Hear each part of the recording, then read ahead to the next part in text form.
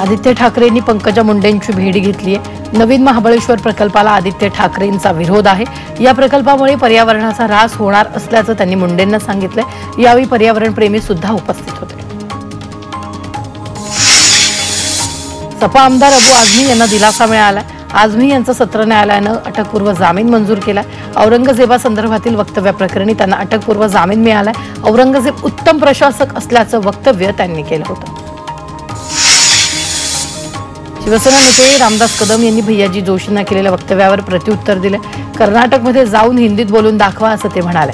मुंबईची एक स्वतंत्र भाषा नाही, मुंबईत येण्यासाठी किंवा इथं राहण्यासाठी मराठी शिकण्याची आवश्यकता नाही असं विधान भैयाजी जोशी यांनी एका कार्यक्रमात केलं होतं। शेखर भोयर यांनी आज मुंबईत भाजपमध्ये प्रवेश केला। चंद्रशेखर बावनकुळे यांच्या उपस्थितीत हा पक्ष प्रवेश सोहळा पार पडलाय। अशोक चव्हाणांसोबत काम करणाऱ्यांना भाजपमध्ये आणण्याचं काम सुरू असल्याची प्रतिक्रिया बावनकुळे यांनी यावेळी दिली।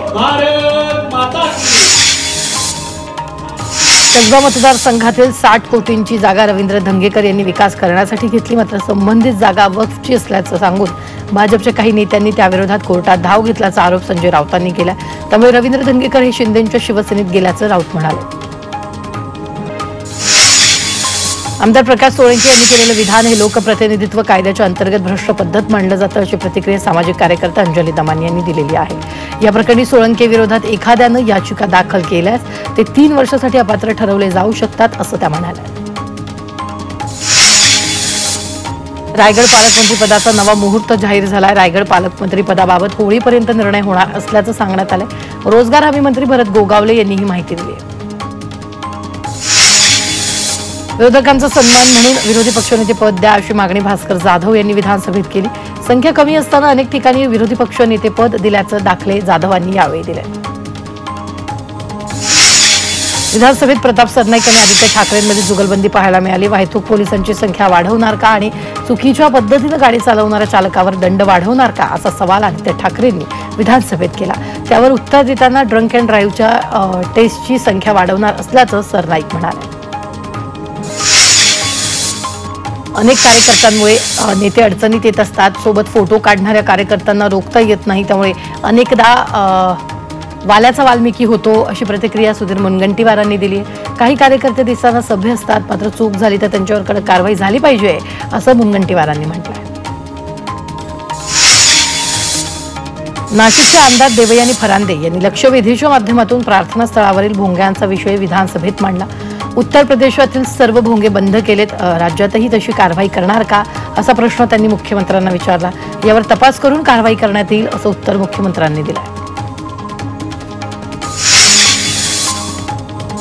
भोंग्यासंदर्भातील कायदा कडक होणं गरजेचं आहे। बेजबाबदारपणा करणाऱ्यांवर कारवाई करणार अशी माहिती गृहराज्यमंत्री योगेश कदम यांनी दिली।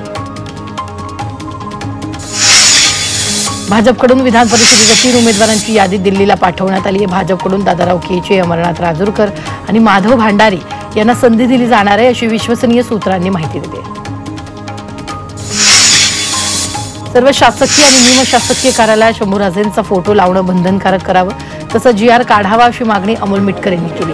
तसंच संभाजी महाराजांचे तैलचित्र विधान भवन आणि मंत्रालयात लावावेत अशी मागणीही त्यांनी केली। त्यासाठी अमोल मिटकर यांनी विधान भवनाच्या पायऱ्यांवर आंदोलन केलं। काँग्रेस नेते विजय वडेट्टीवारांनी अर्थसंकल्पावरून राज्य सरकारला धारेवर धरले। शिवभोजन थाळी, गुलाबी रिक्षा सिलेंडर आणि आनंदाचा शिधा यांसारख्या योजनांचा अर्थसंकल्पात समावेश नाही। सरकारनं गरज सरो आणि वैद्य मरो अशी अवस्था जनतेची केली असाही हल्लाबोल वडेट्टीवारांनी केला। आपण सरकारमध्ये असतो तर लाडक्या बहिणींना 3000 रुपये दिले असते अशी प्रतिक्रिया आमदार आदित्य ठाकरेंनी दिली। अगोदर निधीमध्ये 46,000 कोटी रुपयांची तरतूद होती, आता ती 36,000 कोटी रुपये करण्यात आली आहे। जनतेला फसवणं हे भाजप आणि त्यांच्या मित्रपक्षाचं धोरण आहे अशी टीका आदित्य ठाकरेंनी केली। भास्कर जाधव यांनी आज सभागृहात उपमुख्यमंत्री अजित पवारांना चिमटे काढलेत। आपण संघाच्या शाखेत गेलो, नमस्ते सदावत्सले माहिती आहे। अजितदादा तुम्ही संघाच्या शाखेत गेला नाहीत अशा शब्दात भास्कर जाधवांनी अजित पवारांना डिवचलंय। सध्या अजितदादा बदललेत, ते कविता करायला लागलेत असा टोला त्यांनी लगावलाय। यंदाच्या बजेटमधील निधीत राष्ट्रवादीच्या मंत्र्यांना सर्वाधिक निधी मिळाला। तर भाजप दुसऱ्या आणि एकनाथ शिंदेंची शिवसेना शेवटच्या स्थानी आहे। दरम्यान एकनाथ शिंदेंकडील नगरविकास खात्याच्या निधीलाही कात्री लावल्याचं दिसतंय। नगरविकासच्या निधीत गेल्या वेळेपेक्षा 10,000 कोटींची कपात झाल्याचं दिसतंय। मुख्यमंत्र्यांचा आता मोबाईलवरून सर्व अधिकारी आणि योजनांवर थेट वॉच असणार आहे। यासाठी सुसज्ज सीएम डॅशबोर्ड तयार करण्यात आलाय। मुख्यमंत्री देवेंद्र फडणवीस यांनी त्याचं उद्घाटन केले। यामुळे सर्व योजनांची कामगिरी थेट मुख्यमंत्र्यांना पाहता येणार आहे। विधान भवनातील कर्मचारी तुटवड्यावरून भाजप आमदार सुधीर मुनगंटीवार यांनी विधानसभा अध्यक्षांना घरचा आहेर दिलाय। एकीकडे विधान भवन चकाचक करत आहात, मात्र कर्मचारी भरायला हवे ते भरत नाहीत असं म्हणत त्यांनी विधानसभा अध्यक्ष राहुल नार्वेकरांना प्रश्न केला। पदोन्नती रखडलेल्या अधिकाऱ्यांना महसूल विभागानं मोठा दिलासा दिला। राज्यातील 125 उपजिल्हाधिकाऱ्यांची पदोन्नती करण्याचे आदेश महसूल मंत्री चंद्रशेखर बावनकुळे यांनी दिलेत। गेल्या 8 वर्षांपासून प्रशासकीय अधिकाऱ्यांची पदोन्नती रखडली होती। तसंच 80 अतिरिक्त जिल्हाधिकाऱ्यांची पदं निर्माण करण्याचाही निर्णय घेण्यात आलेला आहे। पालघरमध्ये आदिम समाजासाठी काम करणाऱ्या सूर झळकारी कातकरी महासंघाच्या पदाधिकारी आणि कार्यकर्त्यांनी शिवसेनेत जाहीर प्रवेश करत संघटना शिवसेनेत विलीन केली आहे। पालघरचे आमदार राजेंद्र गावित यांच्या प्रमुख उपस्थितीत हा पक्ष प्रवेश पार पडला।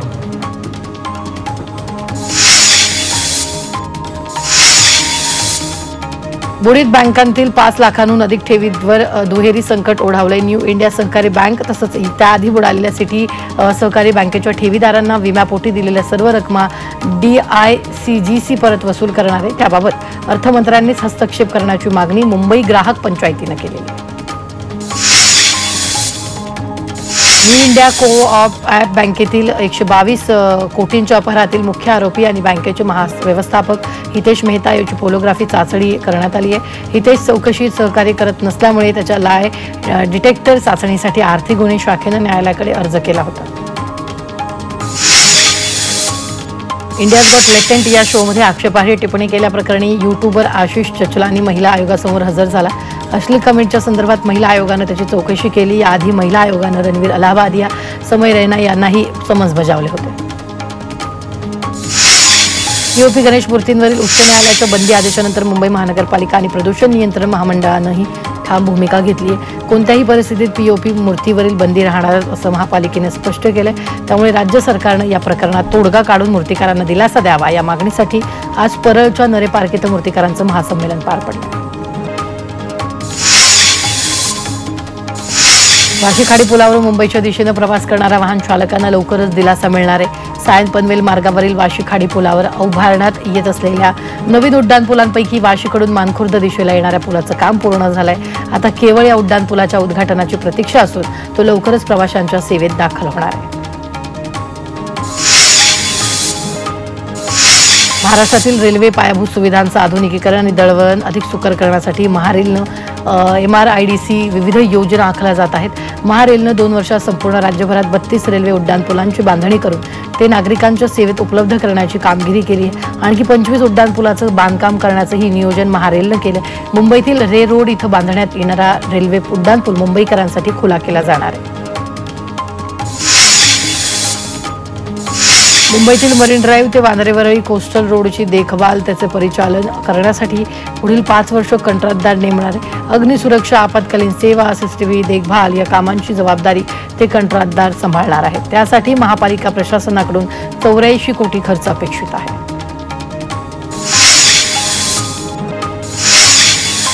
मुंबईतील कोस्टल रोडच्या दुसऱ्या वर्सोवा दहिसर दरम्यानच्या विस्तारासाठी कांदिवलीतील 300हून अधिक झाडं तोडण्यात येणार आहे। मात्र झाडं तोडण्याला स्थानिकांनी विरोध केला आणि त्यामुळे 337 पैकी इमारती नजीक असणारी 190 झाडं तोडणार नाही। नवी मुंबईतील वाशी खाडी पुलावरून मुंबईच्या दिशेनं प्रवास करणाऱ्या वाहन चालकांना दिलासा मिळणार आहे। वाशी खाडी पुलावर उभारलेल्या वाशीकडून मानखुर्द दिशेला येणाऱ्या पुलाचं काम पूर्ण झालंय। त्यामुळे लवकरच हा पूल प्रवाशांच्या सेवेत दाखल होणार आहे। पश्चिम रेल्वे मुंबई ते गुजरातपर्यंत माल वाहतुकीसाठी 4थ्या मार्गिकेचं बांधकाम करणार आहे। त्यासाठी पश्चिम रेल्वेनं प्राथमिक सर्वेक्षण सुरू केले। DPR तयार करण्यासाठी 6 कोटी 22 लाखांच्या खर्चाला मंजुरी दिली आहे। डहाणूच्या पुढे गुजरातपर्यंत माल वाहतुकीसाठी स्वतंत्र मार्गिका तयार होणार आहे। नवी मुंबई महापालिकेने थकीत मालमत्ता कराच्या वसुलीसाठी अभय योजना जाहीर केली आहे। या अंतर्गत थकीत मालमत्ता कराच्या विलंब शुल्कावर 50% सूट देणार आहे। 10 ते 31 मार्च या कालावधीत कराची थकबाकी भरणाऱ्या मालमत्ता धारकांना या योजनेचा लाभ घेता येणार आहे। अमृत भारत योजनेअंतर्गत कुर्ला स्थानकाचा कायापालट केला जातोय। मात्र या योजनेअंतर्गत कामासाठी दिलेली मुदत संपली आहे, तरीही केवळ 40% कामं झाली आहेत। अद्यापही 60% कामं अपूर्ण आहेत। मुंबईत आतापर्यंत 56,346 रिक्षा आणि 2,826 टॅक्सींचं रिकॅबलेशन पूर्ण झालंय। 8 आरटीओ कार्यालयांमध्ये या गाड्यांचं रिकॅबलेशन पूर्ण झालंय। रिक्षा टॅक्सीच्या तपासणीसाठी टेस्ट ट्रॅक तयार करण्यात आलेला आहे।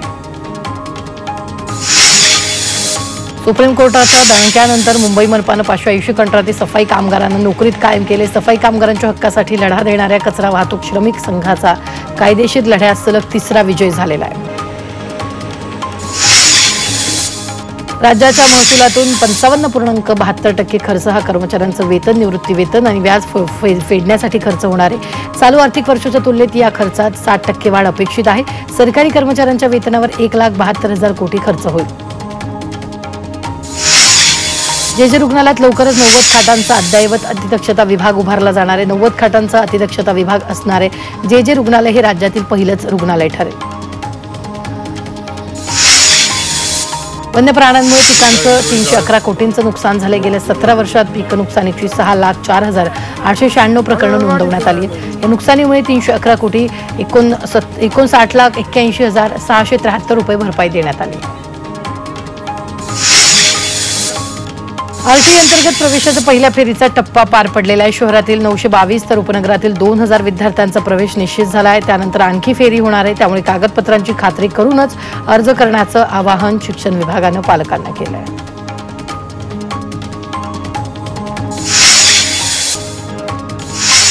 कल्याणमधल्या काळू नदीवरच्या पुलाचा संरक्षक कठडा तुटलाय, तो लवकरात लवकर बसवावा अशी मागणी होते आणि हा रस्ता अतिशय वर्दळीचा आहे, त्यामुळे दुर्घटना घडू नये म्हणून पुलावर कठडा बसवावा असं नागरिक म्हणतात। विमा क्षेत्रात फसवणुकीची तब्बल 86% प्रकरणं जीवन विम्याशी निगडीत आहेत। या फसवणुकीच्या प्रकारामुळे दरवर्षी विमा उद्योगाला तब्बल 30 कोटींचं नुकसान सहन करावं लागतंय, त्यामुळे विमा कंपन्यांना आपल्या 8.5% उत्पन्नावर पाणी सोडावं लागतंय। मुंबईच्या साकीनाका परिसरात शिवसेना ठाकरे पक्षानं आंदोलन केले। चांदिवली विभागातील महत्त्वाचा असलेल्या सफेद पूलचा नाला कचऱ्यानं भरलाय, मात्र पालिका प्रशासन याकडे दुर्लक्ष करत आहे। 2 दिवसात सफाईची कामं झाली नाही तर तीव्र आंदोलन करू असा इशारा यावेळी देण्यात आला।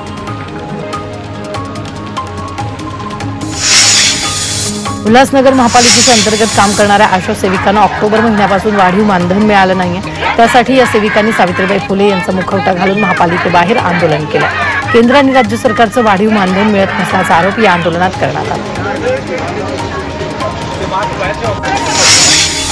ठाणे शहरात ठिकठिकाणी कचऱ्याचं साम्राज्य पसरले। सीपी तलाव डम्पिंग ग्राउंड बंद असल्यानं कचरा उचलला जात नाहीये, त्यामुळे भाजपनं बोंबाबोंब आंदोलन केले। दरम्यान कचरा हटवला नाही तर पालिकेच्या गेटसमोर कचरा टाकण्याचा इशारा भाजपने दिला।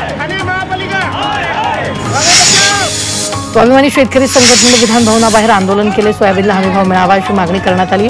शेतकरी नेते राजू शेट्टी यांच्या नेतृत्वाखाली हे आंदोलन करण्यात आले।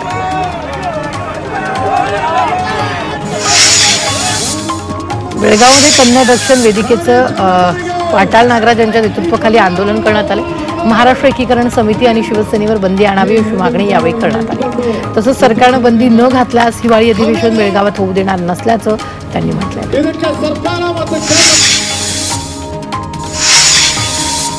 पालघरच्या वाडा तालुक्यातील अंभई गामगाव ग्रामपंचायतीविरोधात ग्रामस्थ उपोषण करतायत। या ग्रामपंचायतीत मोठ्या प्रमाणात भ्रष्टाचार सुरू आहे। वाडा पंचायत समिती कार्यालयाच्या पायऱ्यांवर गेल्या 5 दिवसांपासून उपोषण सुरू आहे।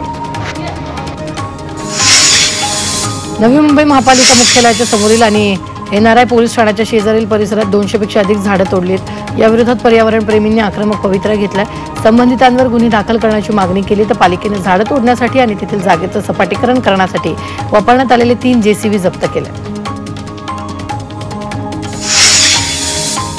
होळीच्या पार्श्वभूमीवर नागरिकांनी कोणत्याही प्रकारची वृक्षतोड करू नये। अनधिकृत वृक्षतोड झाल्याचं आढळून आल्यास त्याबाबत पोलिसात तक्रार करण्यात येईल, तसंच संबंधितांविरोधात दंडात्मक कारवाई करण्यात येईल असा इशारा दिलाय।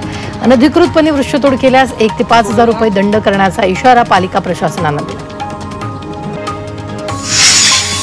नवी मुंबई महापालिकेने प्लास्टिक विरोधात मोहीम अधिक तीव्र केली. पर्यावरण आणि आरोग्याला हानी पोहोचवणाऱ्या एकल वापर प्लास्टिक विरोधात कारवाई केली. नवी मुंबई महापालिकेनं विविध भागात मोहीम राबवून 71.6 किलो प्लास्टिकचा साठा जप्त केला आहे. मालमत्ता कर थकवणाऱ्या मोठ्या थकबाकींविरोधात मुंबई मनपानं जप्तीची कारवाई केलेली आहे. तरी या दोन थकबाकीकरांकडे एकूण 21,63,56,56,000 रुपयांची थकबाकी होती. 21 दिवसात ही रक्कम न भरल्यानं त्यांच्यावर कारवाई करण्यात आली आहे.